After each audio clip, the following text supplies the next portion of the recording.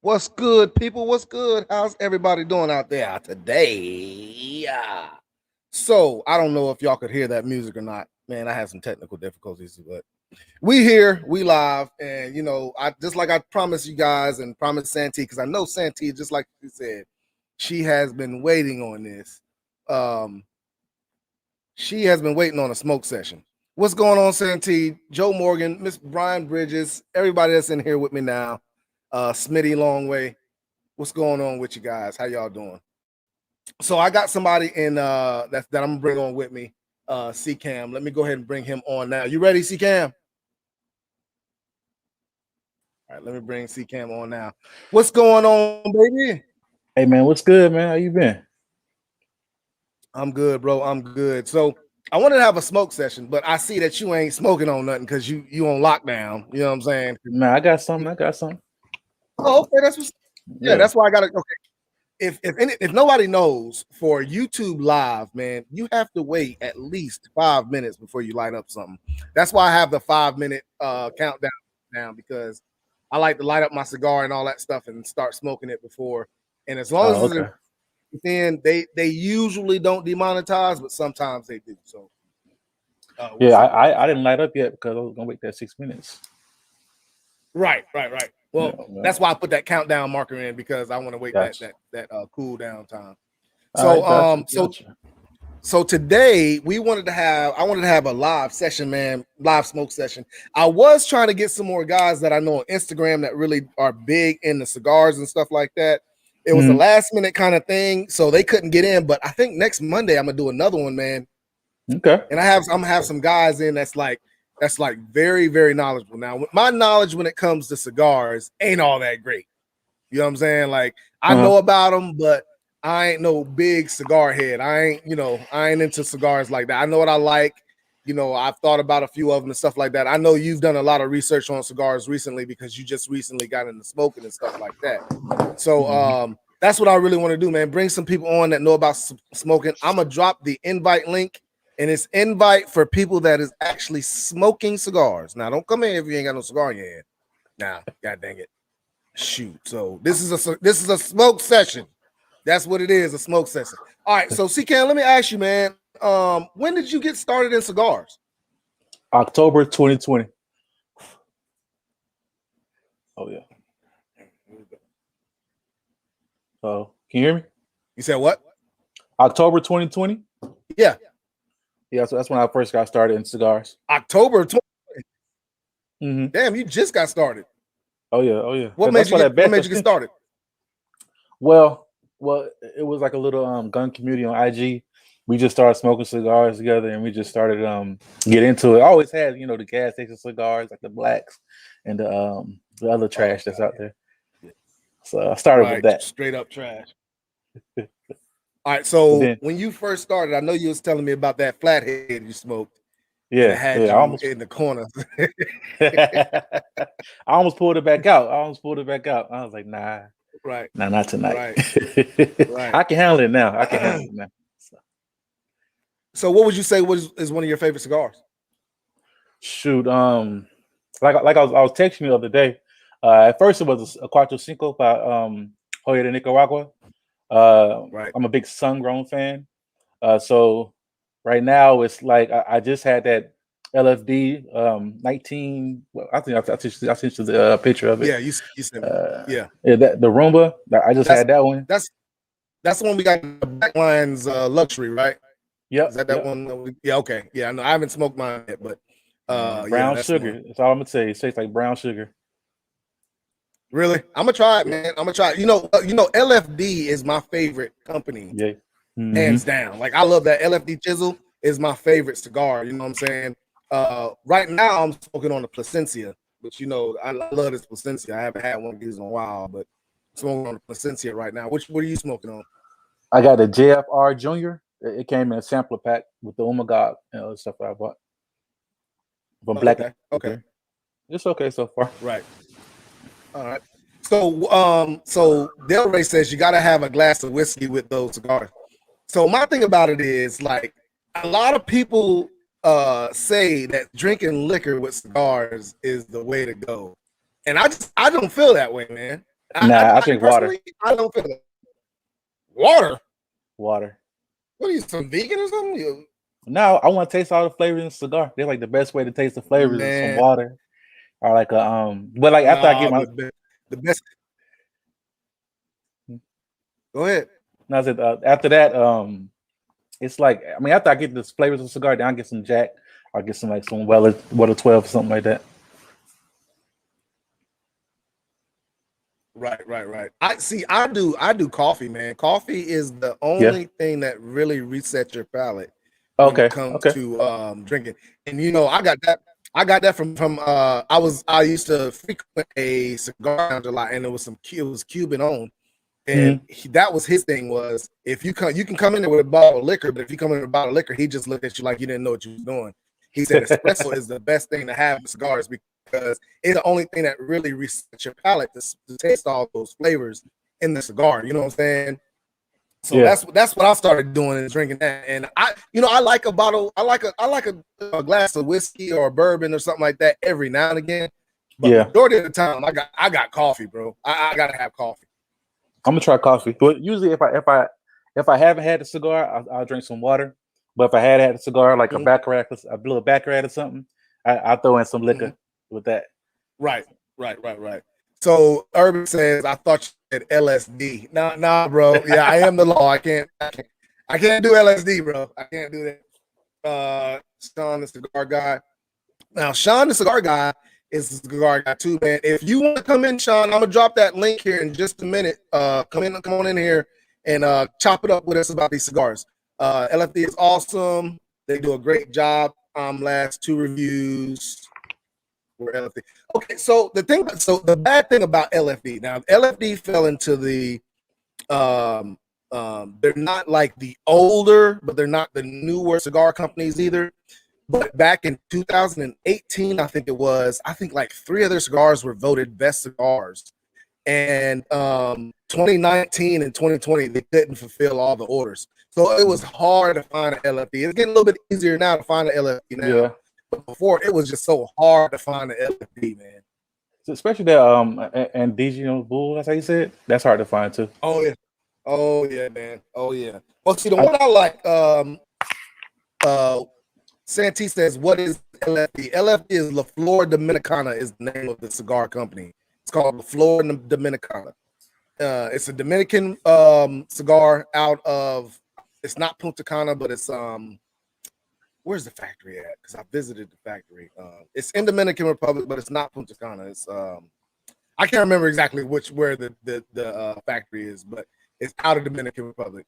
Look, I'm not on that level yet of knowing factories, man. I just know what rapper I like and what filler is good. That's what I like in binder. Well, the only reason I went is because I went to Dominican Republic to a resort, and I found out that I didn't even know the LFD factory was there until I was smoking. I was like on the beach just drinking. I was like, let me look up some stuff, and then I found out it was there, and I was like, well, shoot, I want to go visit it, so I went and visited it. Okay. Do like a tour or something? Yeah, I did like like a tour. Yeah, man, it was nice, man. It was real nice. It was real nice. I have come to think now. Okay, so what are some of your favorite regions to smoke from? Because I find like certain regions are the ones I like the most. I like DR fillers and binders. And I'm a Nicaraguan. Puros is great. I know that I think that woman guy had DR in it a little bit. And it's funny because the Cameroon wrapper is nice. Off in Africa, so those are pretty good. Right. Okay. So yeah, I like Dominican Republic. Nicaragua was the first one that I really like. Mm-hmm. I mean, I really connected with. You know what I'm saying? Because it was like Nicaragua. I don't know what it is about Nicaraguan cigars, but it's like one of those things where everybody likes a Nicaragua. Mm-hmm. You know what I'm saying? And my thing about Nicaraguans is just so smooth. They're a lot smoother than the other sticks. And a lot of people talk about those Cuban cigars. I haven't had a good Cuban cigar yet. I just bought some Cubans. I'm gonna try. Really? I haven't had a good Cuban cigar yet. So I don't know, man. I don't know. Like I said, but my last time having a Cuban cigar was before they lifted the embargo. So really? That was before Trump. So I don't know if they gotten any better or not since then. You know what I'm saying? What's going on? I mean, what's going on now in Cuba? It's like you're not gonna see the Cuban cigars for a while because the whole protest thing over there right now is gonna be definitely some Cubans. Yeah. Oh yeah, no doubt. But they said that right, guys, so I dropped the link. Go ahead. Yeah, I was just about to answer that after I put the link there. I dropped the link, guys. If you want to come in, make sure you're smoking. Make sure you know what I'm saying. You want to talk about cigars and stuff like that. That's what we're talking about today. So if you want to come in and just chill with us, Sean the Gun Guy, whoever is got a cigar they want to talk about or whatever, come on in. So somebody asked, what do I think about Cohibas? What do you think about Cohibas, Ken? Okay, I only had the American Cohibas. They're overrated to me. I had the Cohiba Red Dot. I had the Cohiba Red. And I just got a Cohiba Black. I haven't tried that yet. But so far, that Cohiba just been okay. Let me tell you something. Now, the Cohiba Black is my favorite Cohiba. That's hands down. But it has to be but the size has to be right. Now, I've had a Cohiba Black that was a Lancero, not a Lancero, but close to a Lancero. But I like the 55 gauge, 54 gauge Cohibas. and those seem to the two I had smoked very, very good. So you might like that Cohiba Black, just depending on all the other Cohibas. I don't like. I mean, they're just highly overrated, especially for the price. There is no way that you can pay that much, and they smoke like a lot of them smoke like trash. You can't even let them sit for a minute and they'll go out. You know what I'm saying? Yeah. So I don't really like Cohibas that well. I mean, when I first started with cigars and stuff, I would go into the shop and like ask everybody, hey, can you show me what's your favorite type of cigar? And they'll lead me somewhere. And like one guy said a Cohiba Red Dot, and I was just like, I didn't like that the first time I had it. So at first I was just going in there just grabbing stuff, and the band looked nice, so I grabbed it. So, but after a while, I started getting advice, and not a lot of people say Cohiba all the time. Right? Yeah. If okay, so this is what I've learned. People that don't really smoke cigars, they have smoked cigars, but they're not really a cigar person. They'll tell you a Cohiba or a Romeo and Julieta or something like that. But the ones that really smoke cigars, they'll go for the non-boutique, because Cohiba is kind of like a boutique cigar. You know that? Yeah. You talk about Romeo and Juliet, Padron.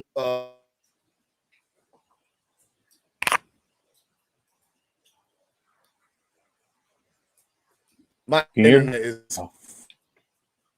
Oh. I can hear you a little bit. You keep going in and out. My internet is really messing up today for some reason. I don't know.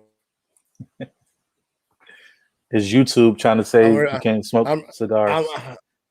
I'm going to have to hardwire this daggone computer. I already bought the cord, so I'm going to hardwire it so I don't have these problems no more. But anyway, like I was saying, so it's more of a boutique cigar. And when people start talking about boutique cigars and what they smoke, I kind of get a feeling that they're not a big smoker like I am. So really, when they start talking about what they like and all that stuff, I really don't go off of, because it's kind of hard for me to gauge, because those boutique cigars, I mean, they really are not all that good. You know what I'm saying? They kind of taste like, to me, they got the leftover fillers. They're not long fillers. They're short fillers in them.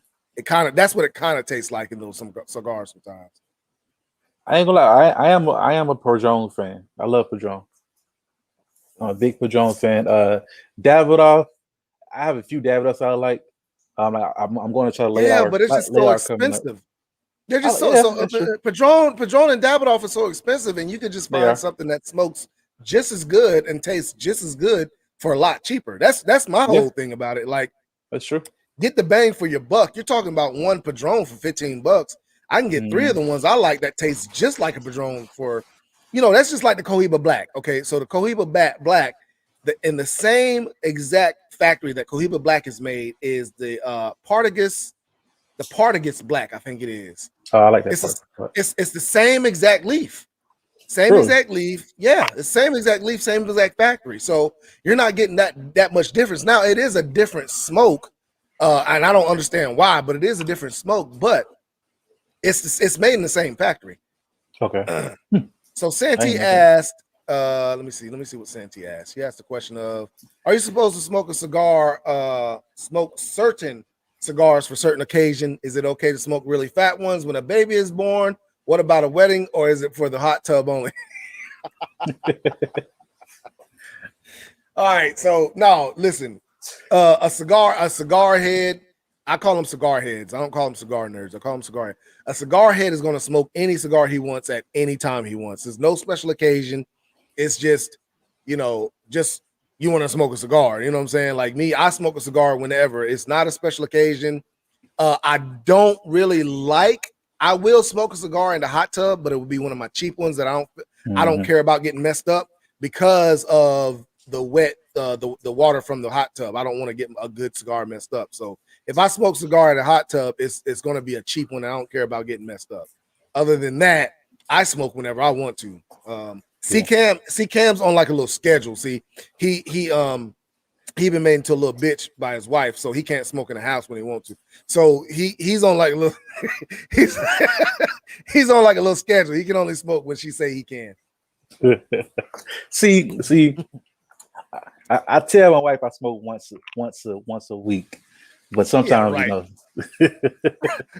yeah, right. As many cigars you be going through, I know you smoke more than once a week. Well, I tell my wife I smoke once a week. There you go. There you go. You be got out to there. grow. Boy, your balls ain't even hanging yet, boy. You better. Sometimes I got to sneak out there on a walk or something. I walk the dog. So I might smoke me a cigar right quick. Yeah, I spray myself down with some Febreze so she won't smell me. God dang, you got to go do all that. Yeah. All right, so Stan T got a lot of questions, man. She says, what makes a cigar good? I'll let you answer that first. I mean, it's the well, first off, this okay. Now let me go ahead and butt in real quick. This is just perspective. This is not this like me and C Camp aren't professionals. And this we're just going on perspective of what you feel like, not what the people say. It's just what you feel like makes a cigar good. So for me, first off, you have to make sure all the chemicals are out first. Sometimes you have to let it sit for a minute. But for me, it's like the filler and the wrapper. Sometimes the binder. It depends on what region it comes from. Some soils are different, and some, the rain and the sunlight hits it different. Some cigars are stronger, like the Ligero is a little bit stronger, and some cigars that they just come with different flavor, like the Cameroon. In the Africa region, it's a whole different flavor from the Connecticut broadleaf. But what do you say? Like, if you smoke a cigar, what is it about that cigar that makes you say it's a good cigar? Okay, I got the question. Yeah, it's like, so my tasting notes. I love tasting like the sweet notes. Most people like the coffee, and most people like the spicy and a little bitter. But I like the sun-growns are very spicy and sweet to me, so I like stuff like that. Okay. So what I do is when I go into smoking a cigar first time, I usually some of the things I look about that makes it a good cigar to me is how does it smoke, for one. If I can put it down and pick it up and it's still lit, that's a big number to me. Two, tasting notes are a part of it also, but it's not a huge thing when it comes to tasting notes because just as well as I know, you can taste it or not taste it. It's the smell that it gives off more than anything to me, man. If it's a skunky smell, I don't like it. If it's a more smooth, deep, rich, smoky smell, I can deal with that. But I just don't like skunky cigars. You know what I'm saying? Skunky cigars come from like newly rolled cigars, something that has not been aged or anything like that. Those are where the skunky smell comes from, because that ammonia that's still in that leaf. The ammonia. So that's where that comes from. So those are the things that I gauge when I talk about is it a good cigar or not. Now, it's very hard for me to say there aren't that many very, very good cigars to me, because they just, a lot of things come into play when it comes to how a cigar smokes. And that is a huge deal to me, because I like to go outside. I like to do whatever. And I like to sit my cigar down. If I got to take time to relight that cigar, and CKM, I don't know if you've been through this or not, but sometimes relighting a cigar puts a bad taste in your mouth. You know what I'm saying? So yeah, right. Because you have all that tar built up at the end of the cap.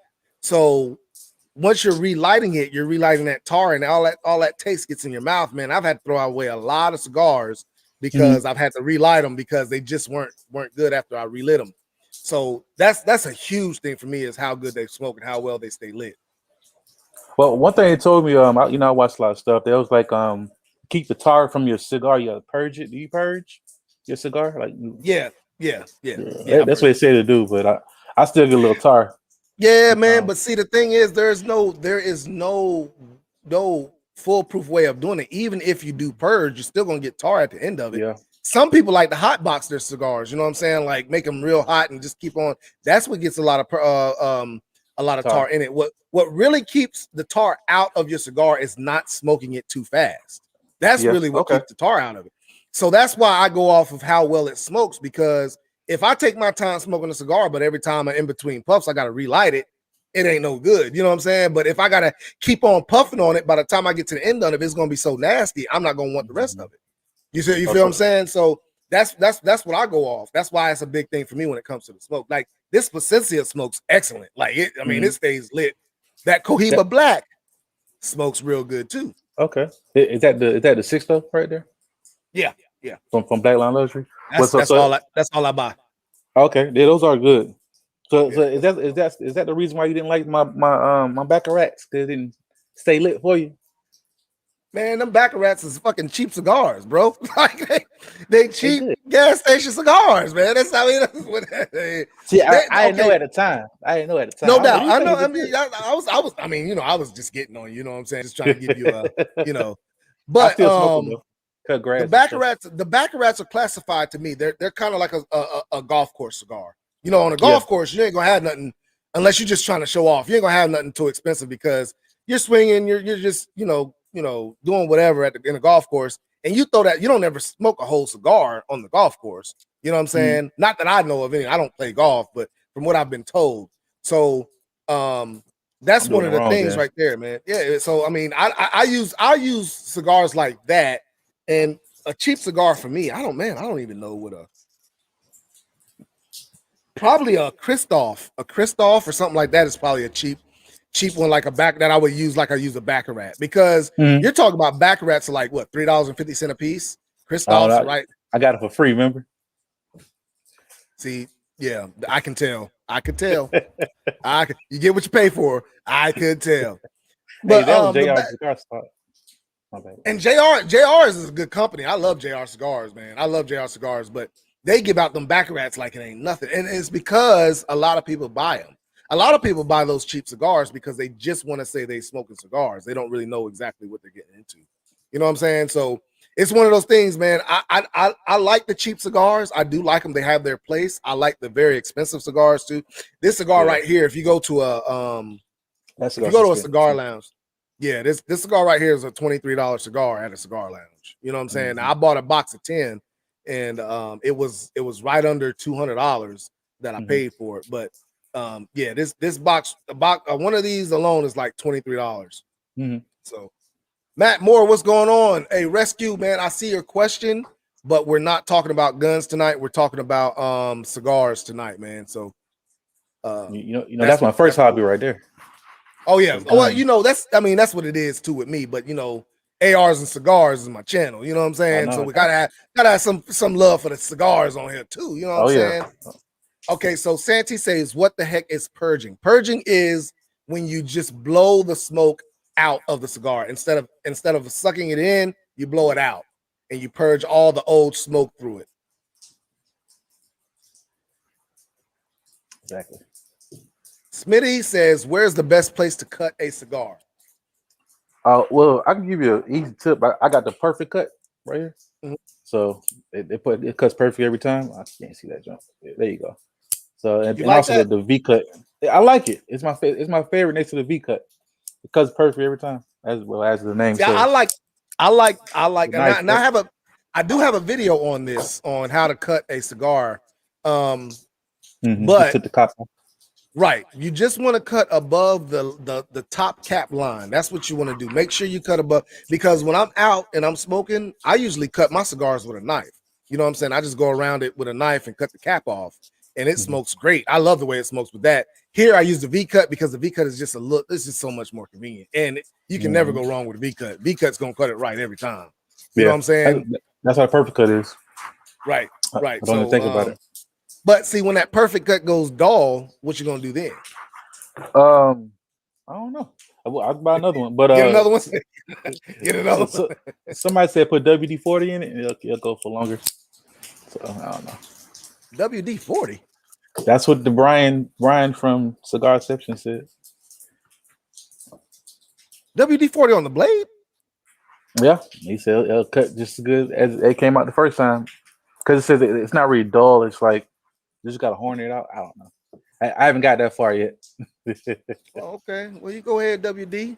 Yeah, I ain't putting no WD. I ain't trying to taste no WD-40. I'm sorry, I'm not trying to taste no W.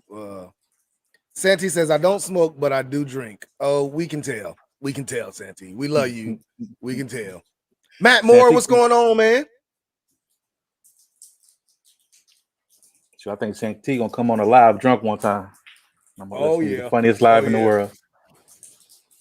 Delray Dan says, do you guys smoke hookah as well? I never had hookah before. I'm not even gonna lie. I haven't either. I've thought about going to a hookah bar, but I don't know, man. Just the people that smoke hookah, they just rub me wrong, kind of. I ain't trying to be that type, but it's just every time I go out to a hookah, man, it's like everybody just trying to show off. Like, it just, I don't know, man. It just rubs me wrong. So They say a ahead. hookah lounge is a great place to take a girl or something like that. You know, like you want to go No, to I hookah think a lounge? cigar lounge. I think a cigar lounge is way better. I've taken so many females out to cigar lounges, and they're very optimistic about going out there when I first mention it. But then when they get out there and they see the atmosphere, and you know what I'm saying, and they see how things work in the cigar lounge. Like I've taken some females out to a cigar lounge before, and they've gone back without me. You know what I'm saying? Because they like the atmosphere. It ain't one of those things where whole bunch of some loud music or anything like that. Nobody really trying to holler at you or anything like they was with me anyway, so they weren't gonna try to holler at me anyway. But I'm just saying, like, it's one of them things, it's just a different atmosphere from a hookah lounge to a cigar lounge. Yeah, hookah lounge is like more like a club, ain't it? Right. Yeah, hookah lounge is more like a nightclub kind of thing, and it's one of those things where, man, you I don't know, man. I just didn't like the vibe. Yeah. Okay, so Santi said, so what makes one bad? Some of them be having big leaves. Is that good? Yes. So what they call those are big fillers. They call those long fillers. You want a cigar that has a long filler. Long filler. You're talking like if it's a short filler cigar, you're talking about more like the machine-made cigars, like a Black and Mild or something like that. You don't want that because it's got the chemicals in it. Some hand-rolled cigars have short fillers in it, but it's the trash that the long filler cigars didn't use. So really, usually when you're getting a short fill cigar, you're getting the trash from what they didn't use on the premium cigars. And that's when you talk about the Baccarats and stuff like that. I mean, in some short fill cigars are good, like the nasty frita, Papa's fritas, and the I like the nasty. Nasty is good though. It's just because it's the legal leaf and stuff. Well, it's like, see, the thing about it is, like, all the cigars that you're doing now, like the Baccarats and all that stuff, bro. I smoked those back in 2007 when I first started smoking cigars. You feel me? So my palate has gone a long way from those Baccarats. You know what I'm saying? Like, so you just need some time. You know what I'm saying? And probably when you get to my age of cigar smoking, you'll probably say the same thing about them daggone Baccarats. I'll be saying. I will say once I got a few months in, I'm always trying to give my Baccarats out to people. You gonna want some Baccarats? Right. Take 5 of them. Take 5 of them. I think I have like 10 left of them.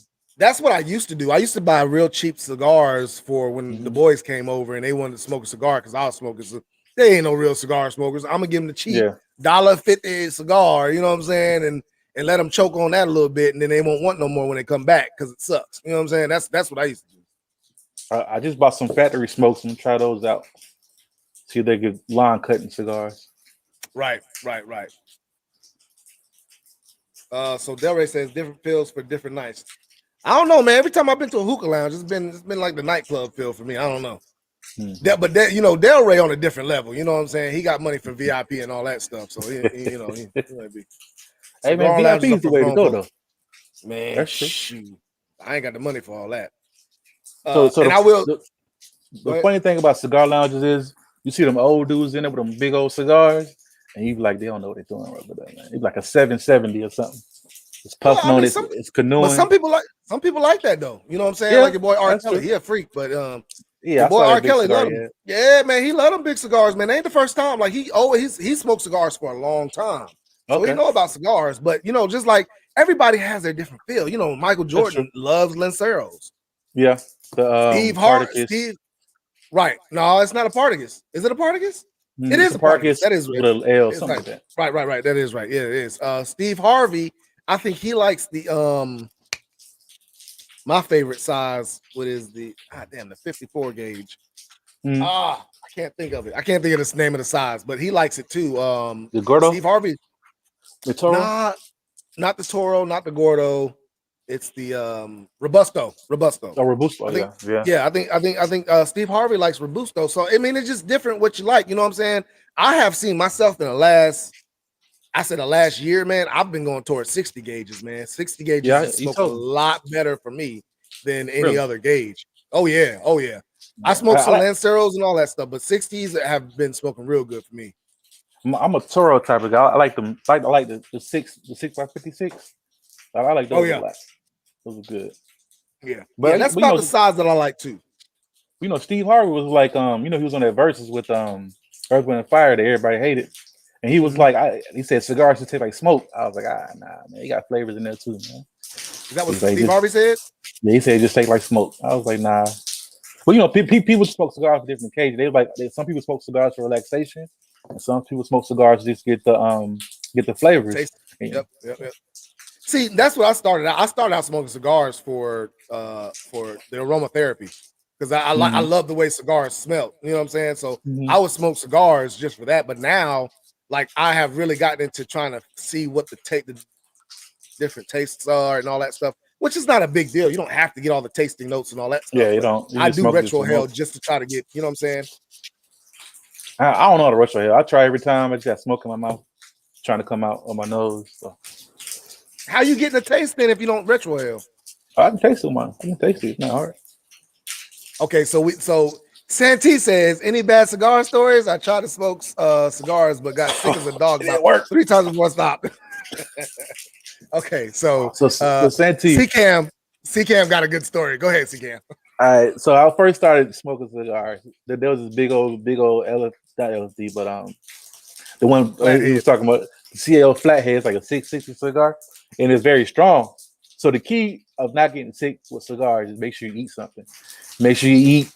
If you feel yourself getting sick, you either eat some peppermint or some chocolate, or just put the cigar down. But that thing will have you on the floor sweating, and just ready to throw up. But the funny, I have a story before that when I was younger, because I smoked a cigar when I was like 19, and I had a gas station cigar. I was like, this is nice. So I went to a lounge. I went to a cigar shop, and I got a $20 cigar. And I was going to class. So I smoked the cigar going to class. I got to class. I was just sweating and just sick. I just told my teacher I had a cold, man. I stopped smoking after that, though. So that's what I've learned. You cannot walk and smoke because you're going to inhale that smoke. You're going to inhale it.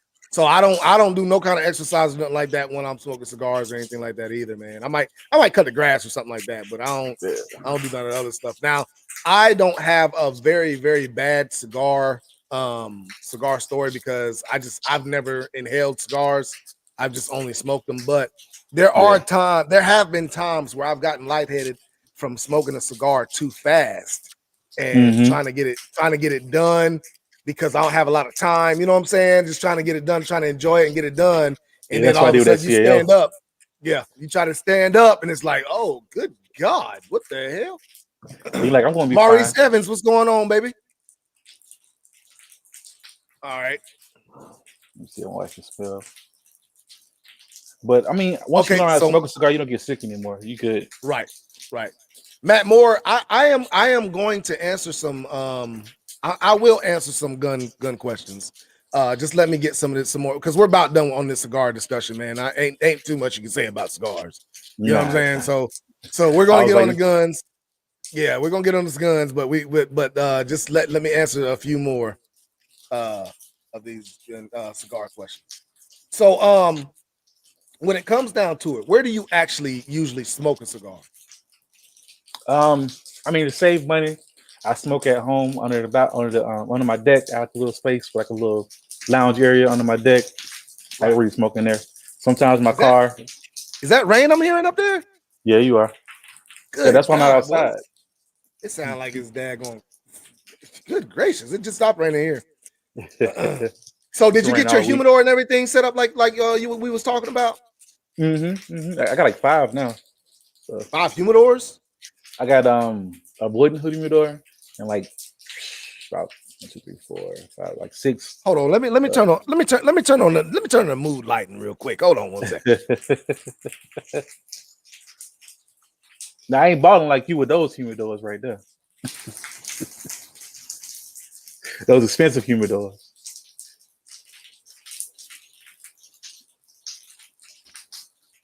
All right, now what was you saying?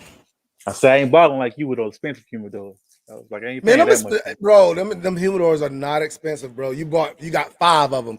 You could have got that. You could have got this one right here. You could have got that one right there for the 5 that you bought, man. That one right there's. They're troubadours though. They're troubadours.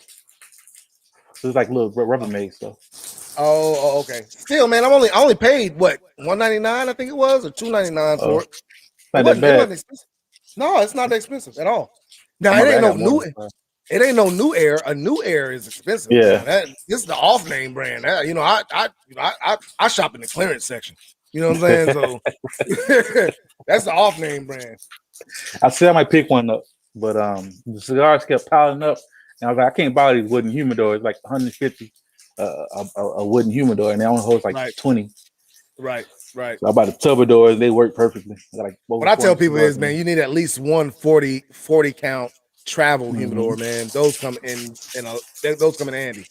I got one of those too. Yep. All right. What's your favorite rapper? My favorite rapper? Yeah. I would have to say J. Cole. No, so my favorite rapper. No, you know what? I don't have a favorite rapper. I don't have, I can't say that if this cigar has this rapper on it, I'm gonna like it, because there's been that's the same thing. Like even with fillers, like I've had Nicaraguan fillers, which I love most cigars with Nicaraguan, but I've had some cigars with Nicaraguan fillers, and I was like, bro, I'm throwing this shit away. Yeah, you know what I'm saying? Like, so I can't say like every cigar ain't made the same. So it's one of them things, man. It's like I love Maduros. I do love Maduros, but if it's a dark cigar, I'll try it most likely. If it's a light cigar, I really don't, look at it that hard, because it's really not one of them. My palate has gone further than a very light cigar. But I can't tell you of a certain rapper that I just look at on face value and say it's going to be a good cigar. I can't do that. So what's I don't like sun-growns. I have come to because I bought a whole box of Padrones. Was it Padrone? It wasn't. I think it might have been Padrone sun-grown. Matter of fact, I got them over here. Hold on one second.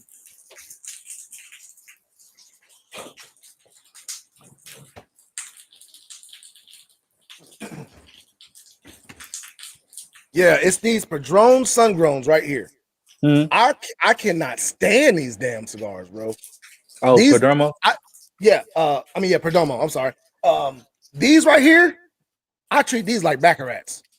I smoke them. Those aren't really sun-grown, man. I don't care if they are or not. They say they are. You know what I'm saying? And they're not. They're not. But it is kind of a sun-grown. So you had a VSG yet from Ashton? Ashton has a bad name in my mouth, man, because back in 2009, I bought a whole bunch of Ashtons, and every one of them was trash. They were trash. So they might have changed up how they do things now, but back then they were not good cigars. You know what I'm saying? There's a lot of cigars I tried back then that I've gone back to try now, and they're totally different than they were back then. You know what I'm saying? So what's the most unique flavor you ever got in a cigar? Oh shit! This one right here, that dark chocolate. Is the only cigar I've ever had where I could actually say that tastes just well. You know what? No, it isn't. Pravada Cigars just came out with that barbecue pig. Okay. And have you tried it? No, I didn't get it. Okay. I heard it's like the Kentucky cured one. Yeah. Well, let me tell you, it's kind of like it is kind of like the Kentucky cured, but I swear I tasted mesquite. It almost tastes like mesquite chicken smoking that thing. You know what I'm saying? Like that is one of the most unique flavors I've gotten out of a cigar. And I see why they call it the barbecue pig, because you get that mesquite flavor out of it. You know what I'm saying? Like a barbecue and stuff like that. So yeah, and it's not a good smoke. I don't like it. But I did taste it. Right. Yeah. I don't like it. I don't like the way it smokes. I don't like the initial flavors that come out in the first quarter. I don't like those flavors. But once you get in the middle of it, you start saying that tasting that more mesquite flavor. But like I said, by that time you get to the middle of it, it's the way it's built, the size of it.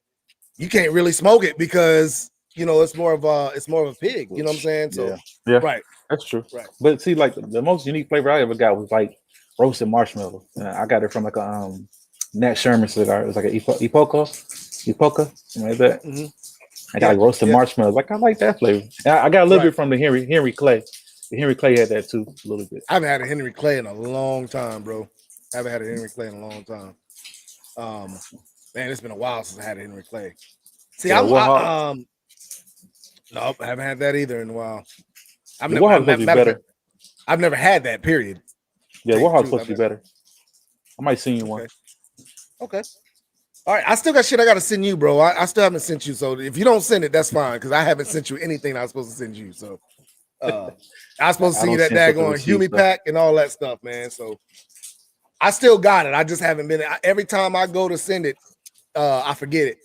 So I ain't worried about it, man. I got you. Get it, yeah, I got you. I got you.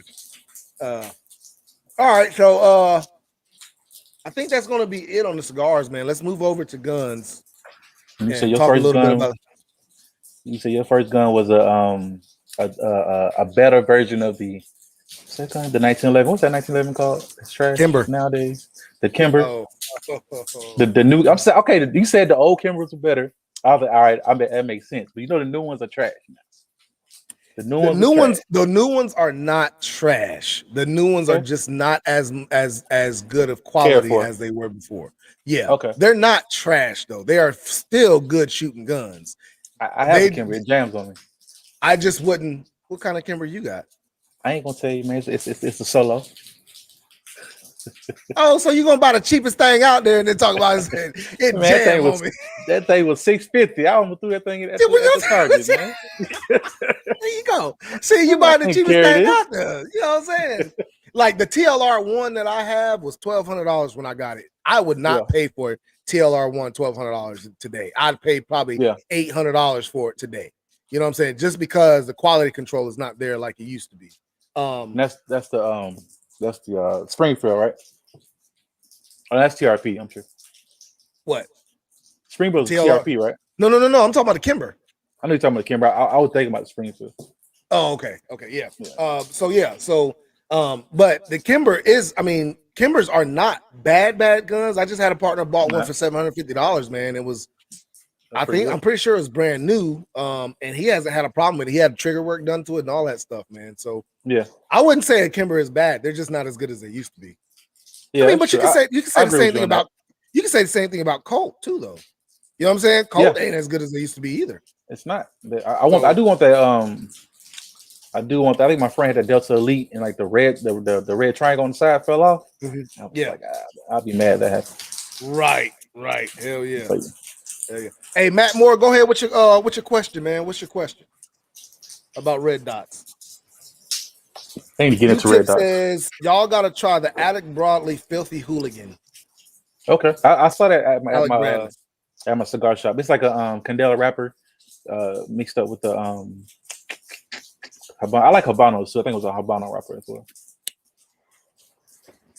I like all kinds of rappers, man. Like I said, I don't go off of Habano or broadleaf or like I just want something that's gonna taste good. You know what I'm saying, and smell good. Yeah. If it does that, I'm good. I don't care. I don't go out like. I will say this: if I'm trying to find something new online, I will go with what I know I like more likely, which is Nicaraguan. You know what I'm saying? Nicaraguan or Dominican, I'll go with those. But other than that, I'm not really going off anything else. I will say like the bulk of my research came from like all the lists that's out there. Like you have a cigar aficionado list, you have the Ron Real list and Lee Mack list, and everybody's list out there. So I basically compiled a spreadsheet. So I go down the list and what cigar I want to buy next and taste it, see if I like it. If I don't like it, I don't buy a box of it. If I like it, I buy a box of it. And also when people do the humidor tour, that's why I actually do a humidor tour for me. So I see what you like and see what you got, and I'm gonna try it myself. Right. So you have to find somebody who has the same palate as you. So this is gonna be good. Right. So there was a cigar that was rated #1 cigar 20. It got the highest rating for the year for 2021. But it was the highest rating ever and I can't remember the name of it. The Pledge, but the Pledge, EP Creole Pledge. Is that what it is? It's got the blue. It's got the blue. The blue. Yeah. Okay. Yeah. I bought 5 of them. They're strong. They're strong. That just thing, okay. There's not all that. It is a very, very strong cigar. A lot of the flavors did come out, but they were not as. It was not as flavorful as some strong cigars that I've had. And I really did not enjoy smoking it. You know what I'm saying? It was not an enjoyable smoke for me. So I don't really go off of those lists. I don't know why I don't know. Go ahead. No, I said, see, I do know like a lot of people say like those lists are like whoever has the most money can pay some money. Right. Yeah, number one. So I was like, well, still gonna try them out. Okay, so Matt has this question. So Pretext Diesel, I think I told you about 9 months ago. I got an optic ready IWI Masada. I was going to get a Trijicon arm but different priorities. Okay. I found online a new Vortex Venom on a crazy deal for 180 brand new. Those are good. I know it ain't a Trijicon, but I don't know if there is. Oh, so okay. So Matt, what I would say is go ahead and get that Venom. Yeah. Because it's not even because of the Masada. Get the Venom to see if you even like RMRs.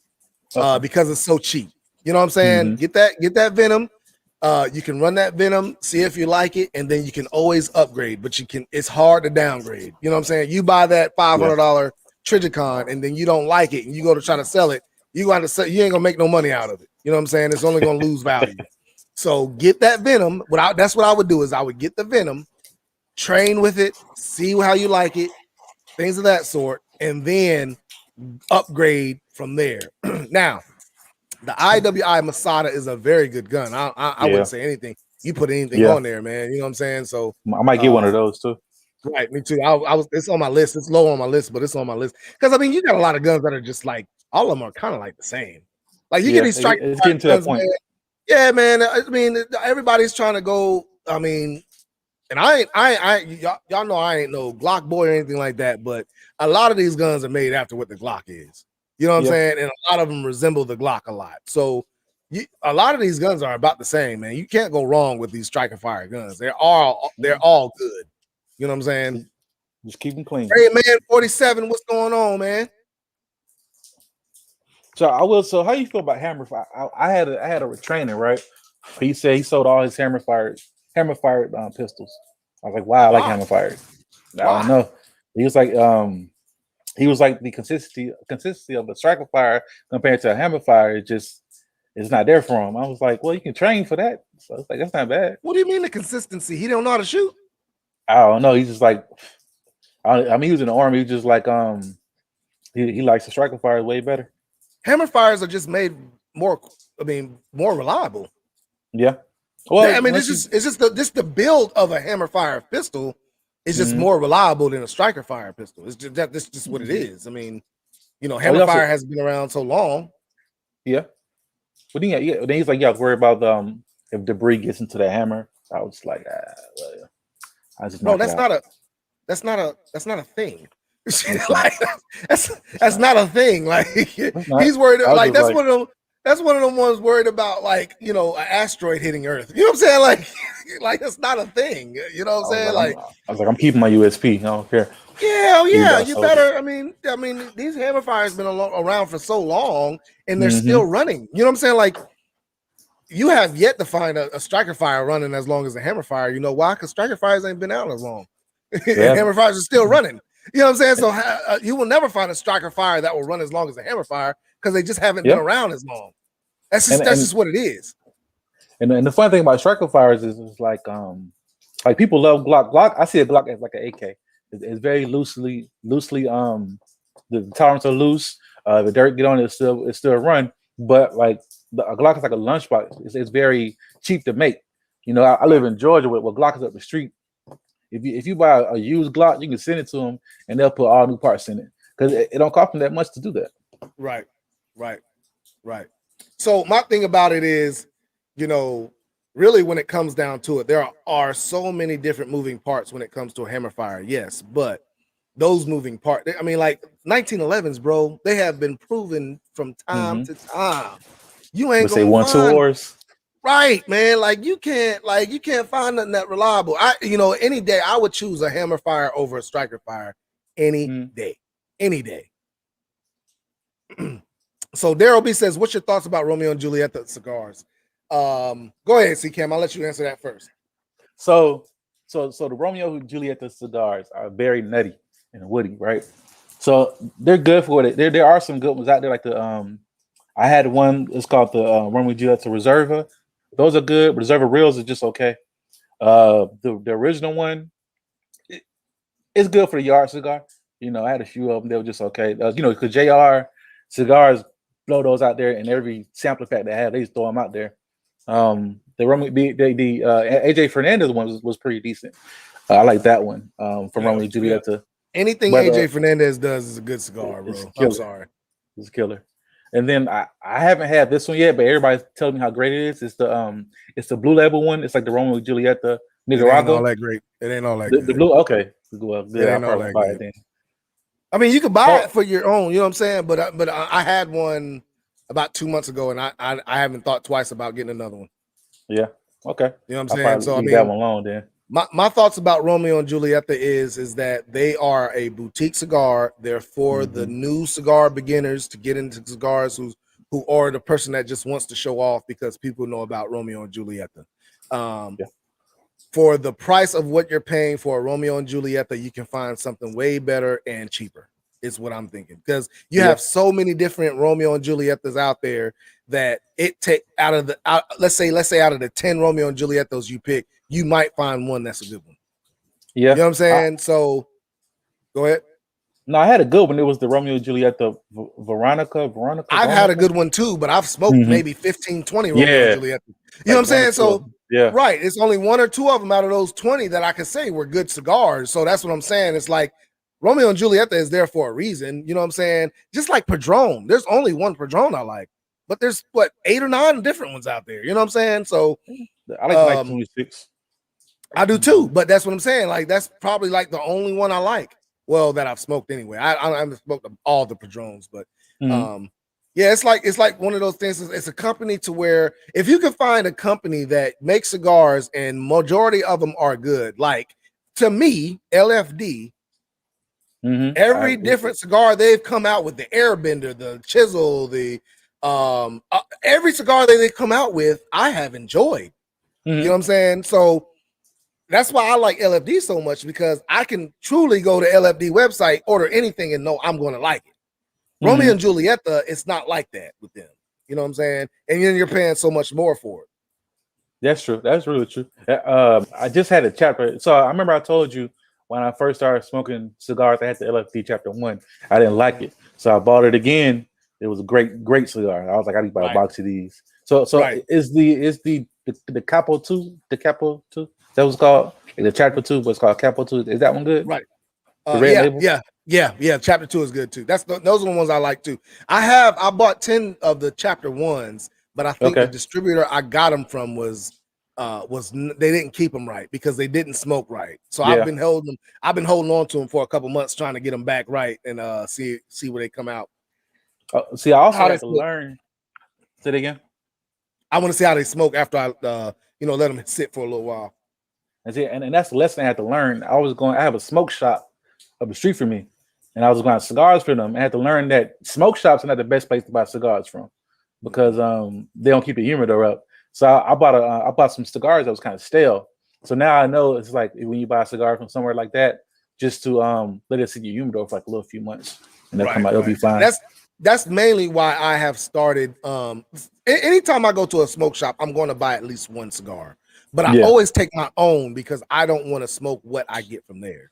I want to smoke what I know has been, seasoned right. It's good. It's humidized right and all that stuff. If humidized is a correct word or not, I don't know if that's a word or not. But I'm gonna use it. You can make it. Got to make sure it's humidized right and all that stuff. But that's the only reason I do that, man, because I don't want to get to the point where I'm going to the smoke shop and every cigar I get from them is trash because they're not keeping up with their humidity. Well, see, this smoke shop is specialized in like CBD and weed and bongs and stuff, and they have like a little section for cigars. I ain't come back here to get cigars anymore. All right, I like the old. Then overpriced.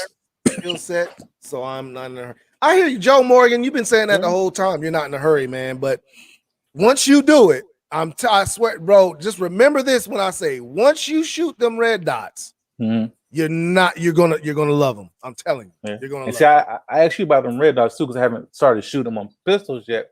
Because I was like, see, back in the day when I first got into guns, just having a pretty gun, you the man. But nowadays, you gotta have a red dot.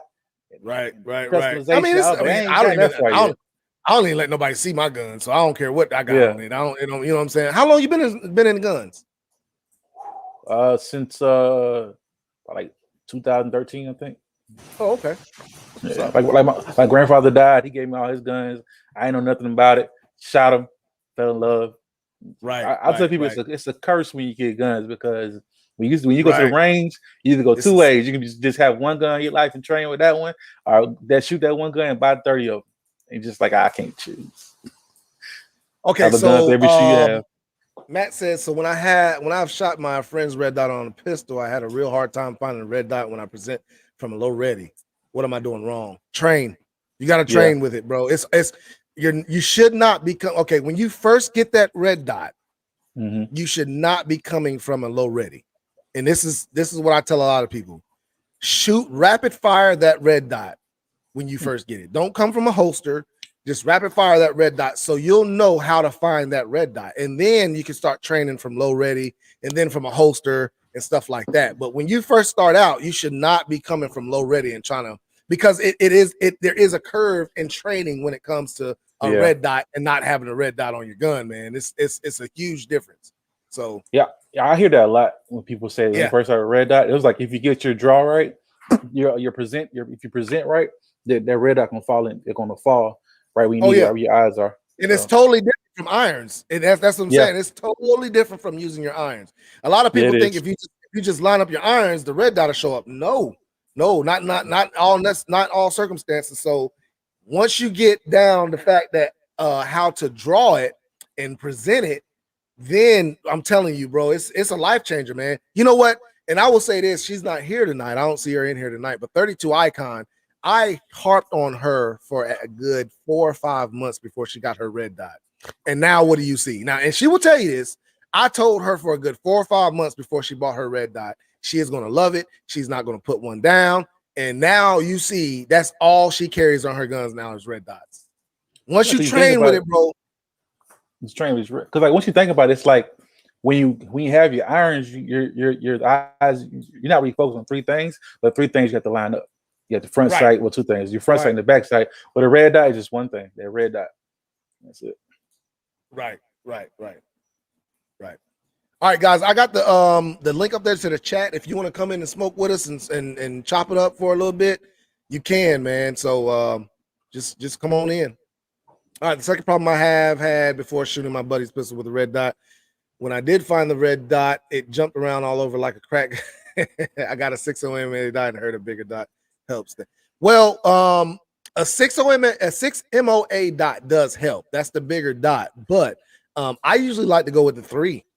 Truthfully speaking, I like to go with a 3 MOA, and you can't stop the recoil impulse of a gun, but that's why you have to train, because once you get it down and you figure out that red dot, it's a totally different game. It's a totally different game. So when I first got my red dot and I started shooting, I didn't even have a holster for it. So I never drew or anything like that. It wasn't nothing I was going to carry around. I knew I wasn't going to get a holster until I trained with it, because I knew my dumb ass would carry it before I trained with it. You know what I'm saying? So I didn't even get a holster for it for the first at least 4 or 5 months. You know what I'm saying?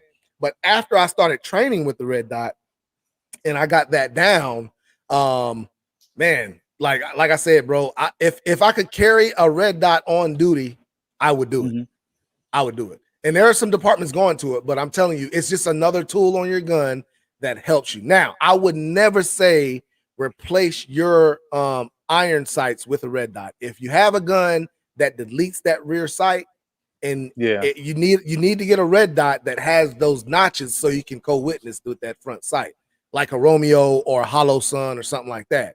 Trijicon doesn't have that. That's the only downfall I do not like about Trijicon. they do not have that rear sight notch for you to co-witness with that front sight. So if you do get something that you can co-witness with and all that stuff. If the red dot goes out, because guys, I say it all the time. I preach this all the time. Don't rely on no electronics because you never know when it's gonna go out. But see, and people say all the time, what people do with those Trijicons is they get suppressor height sights. So the suppressor height sights, they line those up sometimes, and it just so when that light goes out, they still got the suppressor height sight. Because that was my thing with red dots. I was like, I don't want to lose my sight of my irons. I was like, I want to co-witness up my red dot and my irons all the time. Right, and that's how I have mine, man. The carry gun, that my EDC gun, my 320 carry, I don't have iron height sights, but the back of that, the back of my red dot is notched so I can co-witness with the front sight. Now, when I do co-witness, it shoots about from 10 yards. It shoots about 2 inches high, but I'm good with that. Yeah, I'm good with that. You know what I'm saying? Because where the red dot sits, it sits a little high, so it pushes that back sight up a little bit to where I have to bring the front of the gun up to match up with the rear of the sight, which I'm good with that. 2 inches up at 10 yards is not that big of a deal. I can still hit target from 10 yards. You know what I'm saying? So I'm good with that. And see, I was funny with the SIG at first because I was like, wait a minute. When I replace his plate, the sight can come off. I was like, I don't like that. But then I saw, okay, the sight turns into the iron as well. I was like, okay, I might buy that then. Because at first I was like, I'm not about to buy that gun when the back sight comes off. But I was like, okay. Santee, we ain't talking about no Patron. You can put them together, you be sick again. Sound like she got a problem, boy. You need to go on in there. No, Santee, I need you to upgrade from Patron. Golly, please. That Patron is disgusting. I don't see how people drink that crap. That's when you're in college. You want like, hey, man, I got that Patron. Buddy, I don't see how they do that. Now, let me see. Can't see it over there. What's the one with the is the agave plant with the Padron with the tequila plant on it? I heard those are pretty good. I forgot the name of it. I don't know. I forgot the name of it. I'm not a big tequila fan though. Sign me up for a Patron cigar. This girl here, boy. They might have one. Why are you playing? They might have one. Yeah, you're right. You can infuse your cigars with liquor too. It's like it's the whole process. Oh, better. Are those good? I just bought one of those. Hell no. Oh shoot. Hell no. But what about the Viva La Jester? Okay, so let me tell you about the Bottom Betty. Okay. A lot of people like the Bottom Betty because it's a sweet cigar. But it's not infused. It's not infused. What it tastes like is they let that wrapper sit in some kind of sugar or something like that for a long ass time, and every time you put your mouth on it, it literally hurt my stomach when I smoked that thing, man. My stomach was hurting. I saw the back right side too. Right. So I mean, my favorite infused cigar is a P.O.Box. P.O.Box, yeah, those are pretty good. I love P.O.Box. Other than that, I don't do them fat bottom Betties, man. Great man, what's going on with you? What's going on? How y'all doing? All right, man. All right. It's not raining over there. I'm the one smoking that fat bottom Betty right now. How you like it? It's not bad. I'm a newbie though. I just started smoking about maybe 4 months ago. I got you. And it is something good. It is good for a new. A lot of females like the fat bottom Betty because of how sweet it is. Try the Baccarat. It's just as good. What's that one? Don't do that shit. Don't do that shit. Do not. There you go. What's it called? Baccarat? Put that shit on up somewhere, man. I'm putting that shit on my live. What's wrong with you? The Baccarat. It's sweetened too. It's like a sweetened gum. Yeah, the same sweeten they use for the labels. It's not as sweet as the Bottom Betty, but it is a sweet. It is a sweeter tasting cigar, but it's not. But see, the difference between the P.O.Box and the Baccarat and the Bottom Betty is P.O.Box is actually infused. You taste it in the smoke. The Baccarat and the Bottom Betty, you taste it on your lips. You see what I'm saying? So it's a difference in what you're tasting. You're tasting the sweetness from the actual leaf on the bottom Betty and the Baccarat, and you're tasting the actual sweetness from the smoke on the tobacco. So those are the differences. I will say I like the tobacco better than the Java because the Java had that little weird taste to it. Oh yeah, but, See, but I like those Javas as a newbie. That's actually the first cigar I ever smoked was a Java. you should try the tobacco then. The tobacco is better than the yeah. Java. If you like the Java, you're gonna love that tobacco. I'm gonna have to try it. We Now, have tobacco are a little bit more expensive, but you know what I'm saying. You know what my saying is, you get what you pay. what you pay for. I hear that. We have a Rocky Patel, a burn by Rocky Patel in Pittsburgh. Okay. Oh, we do too. And so that's I went there one night. I had never smoked a cigar. This is about 4 months ago. Never smoked a cigar. My cousin said, "I'm gonna put you on something that's real, safe," and that's why I started with the Javas. Okay. Well, my brother did the same thing. Who is it? Who makes Java? Golly, what is that? Drew Estate. What, Drew Estate? Yep. Drew Estate. Yeah, Drew Estate makes tobacco. But see, Drew Estate has so many different cigars that they make. You know what I'm saying? You can't go wrong with the Drew Estate. I mean, that's just a good company. You know what I'm saying? But they do make some better than others. You know what I'm saying? Because the acid cigar is a big cigar too, just like C-Cam said. But acid, I can't do acid either because those are not infused; those are dipped. I call them dip cigars because it's like it's more on the leaf than it is in the smoke. You know what I'm saying? Infused cigars, I say, is more in the smoke. Dip cigars are more on the leaf. I will say that when I had an acid when I first started, I loved it. But when I got into more cigars and more like more different like regular smoke cigars, I went back to the acid. I couldn't. I had to throw that thing away. You gotta, hey, what I tell you about your palate? Your palate grows, man. I'm telling you. You gonna say, hey, listen, a year from now, I'm gonna ask you about them Baccarats, and you gonna say, oh yeah. So great, man. Go ahead. So great, man. You're in Pittsburgh, right? Yeah. Yep. You ain't a Steelers fan, are you? Big time. That's some bull right there. Oh, ain't everybody a Steelers fan? Nah, Ravens all the way. Oh man, Ravens. I know a lot of folks in Baltimore. I went to Morgan State in Baltimore, so that's only because he know they hire convicts. That's the only reason he like Ravens. What's football for? Yeah, you're right. Baltimore Ravens. You're right. I am a Ray Lewis fan. See, yeah, Ray Lewis, Clinton Portis, Ed Reed, way better than Paula. Paula, who long hair, lucky girl. Right. Baltimore Ravens. All right, so. I figured if I don't like the Vortex Venom on my pistol or I want to upgrade later, I can stick this on a shotgun or something else. Yeah, and that's the thing I was saying. Like you're out $180 when it comes to that Vortex Venom. It's not really. I mean, it is. I'm not saying like I don't want to be out $180. People, don't get me wrong when I say this. But when it comes to compare being out $450 from a dad Trichicon, you ain't really out as much as you could be out of. You know what I'm saying? So. Yeah, I would say get that. And if you want to go with a cheaper one, ASE, never heard of them. ADE, I'm talking about ADE. ADE, they make a Stingray red dot. I did a review on it on my because I put it on my mechanic SF Special Elite, whatever. ABC 123. I put it on that gun, and it's a very good sight. The only problem with that sight is there is no off button and it does not have a shake to a weight. So you have to put like a cover over it. Oh yeah. It comes with a cover. It'll cut off when there's no sunlight. It's ambient light. It's activated by ambient light. So if you put a cover on it, it'll cut off. But once you take it off, it's always on. You know what I'm saying? So like that's the only bad thing about it. Right. But you're talking about $125 red dot that stays zeroed. I've taken it out of it stays on zero, no problem. So I would say if you want to just try out and see what a red dot will do, get something cheap like that, man. Put it on a gun and run it for a little while and see how you like it. And if you like it, upgrade from there.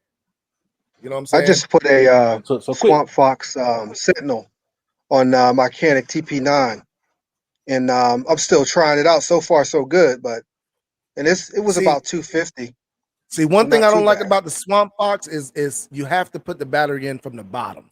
You do. That's what I don't like about the Swamp Fox because you're supposed to use Loctite on those sights, right? Yeah. So once you take that Loctite off and put that sight back on there, you're gonna have to re-zero it. You gotta zero it every time. So that's why that's one thing I don't. That's why I preach. That's why I tell people, man. Hollow Sun, Romeo, or I would no. I wouldn't even say Triticon. I'd say Romeo. Romeo Vortex. 1. No, let me think. Romeo 1 Pro, Hollow Sun, or Delta Point Pro. Delta Point Pro. The only thing I don't like about Delta Point Pro is they don't have the rear sight notch, but you can buy a piece that makes it into a rear sight notch. Okay. For the Delta Point Pro. So that's what I would say. But all those are top battery installs, except for the Hollow Point, which is a side install, which is, you know what I'm saying, you got to take it off to put it in there. So those things are what I look at when it comes to my red dots, because Triticon, some of the Triticons are bottom battery installation. Even though that battery life is still long, you know, I try to change my battery every 12 months. Just to be sure on the guns that I carry. Now, the other guns that's just sitting there, if I go in there and it's dead, I'll go get another one. But the ones I carry, I try to change that battery every 12 months. And if I got a Triticon, I'm gonna be carrying it, son. You know what I'm saying? Too much, too expensive for me not to be carrying it. You know what I'm saying? I hear that. All right. Common Sense Media says that PPQ is worth it. Go ahead, C-Cam. I ain't mean to cut you off. No, so I was gonna ask, what's the best? You know, before the big red dot for the company phase happened, people was cutting their slides. Now, what's best, to cut your slide or have a factory already cut slide? Because I was going to build another 17 or 36 and just put a red dot on it. After you talking about for the red dot? You have it cut with the red dot? My bad. Red dot. The best way to go is a company, of course, but company. Okay. There is nothing wrong with having an aftermarket slide, because my 365 is about to get sent off. You know what I'm saying? Just make sure it's a reputable place and they have insurance. They'll cover any malfunctions or anything like that. Just make sure that. But other than that, there's nothing wrong with using an aftermarket company to cut your slide. My thing about it is I've told myself, and you know, I told myself 15 guns ago that I wasn't going to buy anything else that didn't have a threaded barrel or that wasn't optics ready. And there's no way of doing that. You know what I'm saying? There's just no way of doing it, because the availability of guns is just not there anymore like it used to be. So finding an optics ready gun when you're ready to buy a gun, or making sure it has a threaded barrel, is either going to make your prices jump way up, or you're just not going to be able to find it. Yeah. Diesel, where you sending your 365 off to do the slide cut?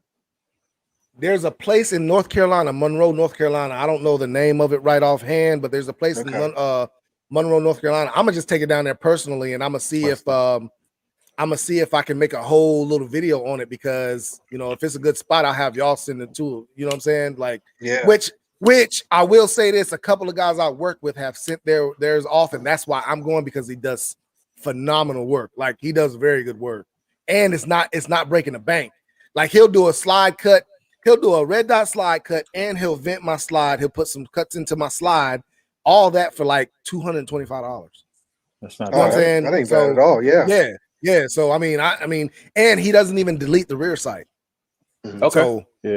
So I'm like, I mean, like, if he can do all that and it'd be, you know, it's price worthy, we can get him some business. You know what I'm saying? Especially local. Yeah. So we're gonna do that. So Common Sense Media says that PPQ is worth it, huh? Yes. I will say it is, man. I think it's worth it. When it comes down to it, man, just the fit and the finish, and this, the fit and the finish when it comes to the PPQ compared to the Canic is different, guys. I'm sorry, but it's different. Even when it comes down to pressing that mag release on that PPQ is just put on there a lot more secure than the one on that Canic. Not talking junk about it. I'm not talking junk about it. But let's call a spade what it is. The Canic is a clone. It's a clone of the PPQ. I mean, that's just what it is. So of course, it's not, the quality is not going to be there. It's just as good of a gun, but $80 more to pay for a Walther. I mean, I think it's well worth it. Otis, what's going on, man? So you know, back in the day when the PPQ came out, they was putting it against the VP9. And I was like, I got the VP9, but I was like, that PPQ Gen 1 with the European right. That's the one I European got. one. And then European mag release. Yep. I should have bought it. See, I didn't want the regular US mag release. I didn't want that. I want the European because that's how they were supposed to be made. You know what I'm saying? So that's what I wanted. Those are hard to find now. A lot of people complain, like they say they don't like them, and only because they're not used to them, not because they don't function well. What, the PPQ? The European style mag release. Okay, so let me tell you about the European style mag release. It is a different release. You're not used to it, but it functions just as well it all comes down to training. PPQ is a gun that that particular PPQ I would not carry because of that mag release. I'm not used to that. I'm not used to training with it. But once if I'm at the range and I'm thinking I'm going to do a mag change, this is going to do a mag change. It functions just fine, no problem. But being out and being shot at, I don't know if I'll be able to equate that same, what I'm saying, with my muscle memory. That's why I don't care. I wouldn't carry it off duty because I don't know if that would equate, with me being doing a good mag release. A mag change. Go ahead. No, you go ahead. So Mr. 40 Smith & Wesson says Swamp Fox has a new sight with top battery installed now. I'd have to look into that, man. I haven't seen that yet. I haven't seen that either. So, now, does a Swamp Fox have the back notches for the rear sight so you can co-witness? Yep. Oh, okay. Well, if it has that top sight, go ahead. And that TP9 has suppressor height sights too. Right.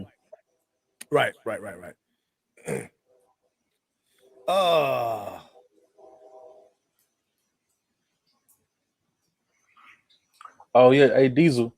Yeah. That girl you had on RRG's live.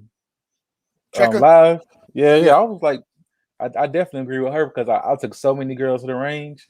I started off with like a 22 rifle. There's barely recoil. Then I transferred to a 22 Magnum. I was like, you want to go higher? And I was like, you can shoot the 9, and they just loved the 9 after that. I say 45 after that because that 40 snapping. Right. Now Trekka is one that she was already in the guns when I first met her, but she came to my channel and she asked me a lot of questions. She was very enthusiastic about it and all that stuff. And now that she works at a gun shop, her knowledge is probably a little bit more than mine. Now, and she's a NRA instructor, which I don't. This might sound bad, but I've heard NRA instructors do not teach correct law. You know what I'm saying? When it comes down to it, they teach what they feel like you should be doing and not what the actual law says. You see what I'm saying? Not saying that's a bad thing or anything like that, but it's one of those things. It's like tell people what the law says and let them make the decision on how they want to carry. You feel me? Yeah. Because there were some things that we talked about, and she was just like, she was hell bent on it being what it was, and I was like, Trekka, there's no law. I was just thinking, like, we didn't have that conversation. I'm not saying we had a conversation, but there's no law on what she's actually saying. You know what I'm saying? So it's one of them things, but you get that a lot when it comes to civilians teaching things pertaining to the law, and they've never actually read on if that's what the law says or not. They're going off of what they've been taught, and they're passing that down. You feel what I'm saying? But Trekka, man, she is real good people, man, and she knows her shiz. Yeah, she did. She knows her shiz. she for sure into it. Right. Yeah. Oh yeah. Let me see. Are there any other questions out there? I'm behind on my daggone on my questions, man, because we've been talking. Pat Nation. Okay, so let me ask you guys this. Okay, so let me see. Great man, are you part of any kind of like cigar club or anything like that? Nope, not at this time. Okay. Now I know. Go ahead. Like I was saying, I just kind of started. So when you say club, do you mean like stuff where you can like order stuff online at discount? Or are you talking about going to a lounge? No, I mean like they send you a monthly package every month. Okay, of like 4 or 5 cigars. Nope. C-Cam, I know you're part of Black Lion Luxuries, right? Yeah, I have like 4 of them. I have Black Line Luxury, Provider Cigar Club, Provider Farm Roll, and Rare Cigar Club, Rare Cigar Monthly Club. That's good. You said We Are Cigar? Bro, Rare Cigar Club. Rare Cigar. How are they? They pretty good? The first batch, I was like, I don't know if this is rare, but the second one was pretty good. I'm gonna do a video of that one soon. I've just been lazy so far, but that second one was good. See, that's why I like Privada so much, because their rarity is just out of this. Like, it's a cigar you ain't gonna find nowhere. You know what I'm saying? That's Privada. I mean, you just ain't gonna find them hardly anywhere. So I heard a secret about Privada. This guy is really into the cigar industry. He was like, Privada buys like cheap bundle cigars. They're good, and then put like their label on it. But I was like, they still good to me. But I'm not gonna lie. I like Black Line Luxury better. But I have no problem with that. I have no problem with you buying cheap bundles that taste like a $20 cigar. Yeah, because that's what I'm looking for. You know what I'm saying? That's exactly what I'm looking for. I want the cheap $3 cigar that tastes like a 20. You know what I'm saying? Because I ain't got to pay for it. But then they throw in good cigars too. Privada has had their bad cigars and them, but you know, like that pig. What y'all think about? Go ahead. No, I was just gonna say, what y'all think about Cigar Bid? I was kind of browsing around in there. I heard about that. Cigar Bid is a great place to get good cigars for a good price, but you have got to let those cigars sit for a little while. I would say about 4 or 5 months. You got to let them season and sit in your humidor for about 4 or 5 months before you smoke them. Because if you smoke them right when you get them, that's what I'm saying. That's the only time I go to Cigar Bid if I want to get something just to fill up my humidor, and I'm going to let it sit for about 4 or 5 months. That's it. Okay. I mean, but because I've gotten cigars from Cigar Bid that were just disgusting, and I knew they were good cigars because they haven't been seasoned. They haven't been humanized. So like it's one of those things, man. Cigar Bid is there for a reason. I think it's there because if somebody wants to get cheap cigars and they just want to try something or something like that, to get them, let them sit and try them, but not for if you want to smoke them right when you get them. I wouldn't say Cigar Bid is a good place to go. Now, JR Cigars is a good place to go. JR Cigars has real good deals. Famous Smoke is a good one. I got a few from Holtz, but they don't have a Boveda pack in there. Corona is my favorite so far. Corona cigars. Corona is that boy. Corona, you can get anything from Corona. Yeah, singles. I'm like, all right, appreciate it. You can get anything you want from Corona cigar. But see, the thing about Corona cigars, man, their monthly sucks.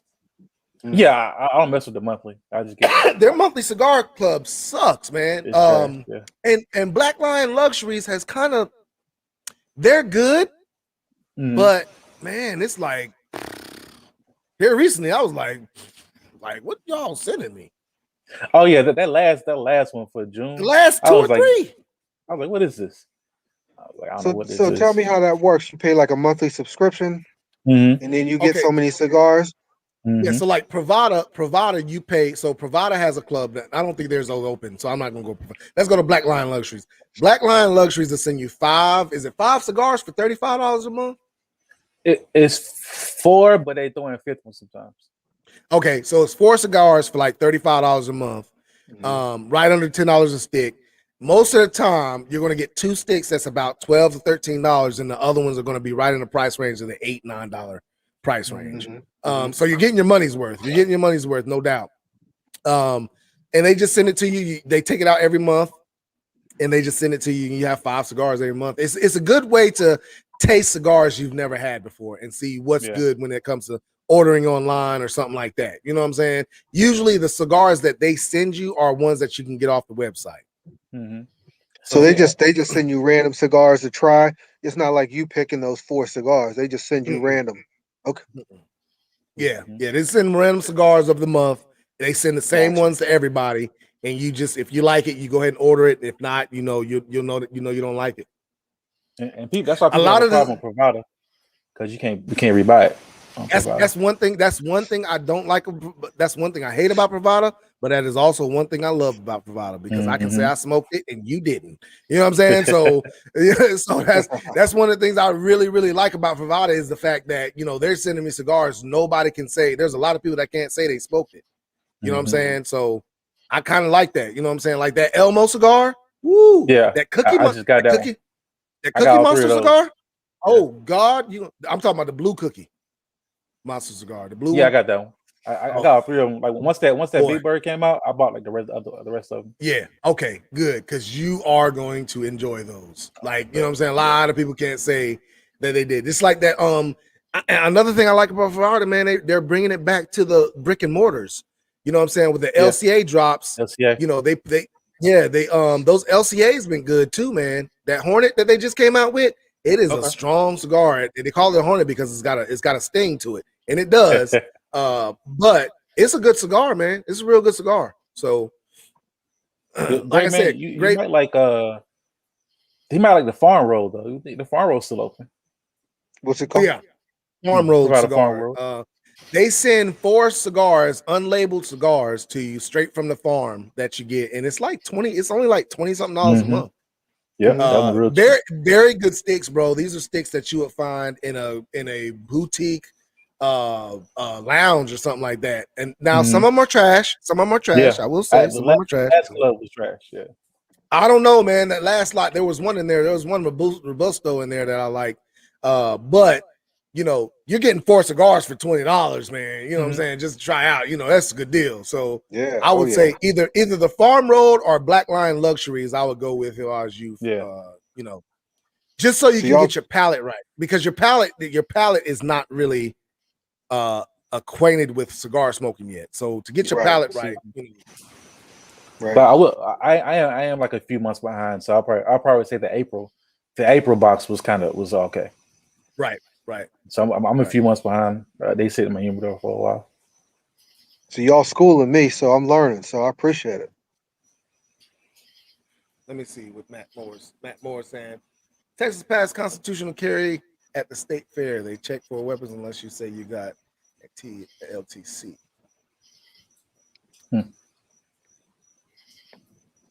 Oh, I don't know. We'll see. I want to see how that works too. I wish we had constitutional carry here. Yeah. Truthfully speaking. Which even if we did, I still have my carry, my concealed carry, because it just makes it that much. It makes it so much easier to buy a gun. I mean, golly, a concealed carry permit just makes it 10 times easier. So much easier. In North Carolina. Good God. So we have a store in Georgia, right? You have a store in Georgia, right? It's like I call it the gun Walmart, but it's called Adventure Outdoors. And it's like sometimes they have a sale on ARs. They're like buy 2 ARs for one price of one. So I went in there one day, right? Damn. And so many people didn't have the license. So it's like everybody in line for like 2 hours. I had my license. I got out in and out like 45 minutes. Oh yeah. But the 40 minutes was looking at guns, but the 5 minutes was like in the line. So I love that license. So having your license. So having your license in those states, you can go through the process faster. Yeah. So that they'll do a background check if you don't have a license, and sometimes the background check takes a long time. The system might be down, and sometimes you might sometimes it might take like a few days, but I never seen that happen most of the time. But with a license, you basically already got your background check already. So you bring your license in there, like, okay, you have your license, your concealed carry license, you buy the gun, you're good to go. See you later. You fill the form out, and you're good to go. See, in PA, they pretty much treat you the same whether you have a license or not. Oh, wow. I think Diesel went out on us. Yeah, I saw that. I have a friend. She's on Instagram. She's in PA. She has a whole bunch of guns. I have to ask her how long does it take her to get guns. Like I've gone to, like, you know, I've had my license for, I don't know, 20 something years now. Mm-hmm. So, you know, it's been the same for me. But I know like a couple people, like my friends or family that I've taken to get, you know, to buy a pistol. It's the exact same process, the same time. Like it's the same whether you have a license or not. Wow, I didn't know that for PA. Yeah. So no, here if I have a license, you just fill the form out. You're good to go. You don't have a license, you have to do the background check, give your social security number, and you have to wait for the FBI, or not the FBI, wait for the system to come back to you if you yay or nay. Boy, I swear. Clarence Harris, what's going on, man? Hey guys, if y'all don't know who Clarence Harris is, that is my old captain in narcotics, man. He paid pray for your boy Diesel, man. He gave me a chance when nobody else would. That's my boy Clarence, man. I love you to death, but he ain't my How was narcotics? Man, working for him was a damn. I really worked for that. Nah, I'm just saying. But it was fun, man. Narcotics was one of the funnest jobs I've ever had in law enforcement, man. I mean, literally, back then, you know, that was maybe what 11, 12, 13 years ago or something like that. I've been in narcotics since 2009 or 8. So back then I dressed a little different. I had earrings, you know what I'm saying? So I could come to work with wearing earrings, a fitted and a white tee. You know what I'm saying? I can't work like that all the time. And you know, I did my job, and you know, going out doing undercover work was fun. You know what I'm saying? Because it reminded me of my, you know, my younger days in the hood and the people I lived around. You know, it was never one of those things where I never was in a situation where they thought that it was. I always fit in, and I think that's why I was so good, because I kind of always fit in. I knew how to talk the talk and all that stuff, so it was never really anything really too dangerous for me per se, because I fit in so well. So I had a ball, man. I loved it. I loved it. Would I do it now? Go ahead. No, I was just gonna say I have a friend who, he's a younger guy, but I think this is his second or third year as a DEA agent. He loves it. Loves it. He's out in California. Yeah, I mean, like I said, man, it's a totally different world, man. It's law enforcement, but it is a totally different world, man. It is Matt Moore. I appreciate your comment. Yeah, we ain't gonna talk about that. I don't know what's going on with my man. This weather has got me all messed up, but I don't know what's going on with my stuff, man. So, but I've been on here for an hour and 40 minutes, man. I'm probably gonna check out and see if RGG is still on live. If he's still on live, I'm gonna check him out for a little while, and then I'm gonna be out of here, bro. So I appreciate Great Man. I appreciate C-Cam. I appreciate y'all coming over, man, and hollering at your boy, man. Y'all be good. Hey, you too. Stay up. All right.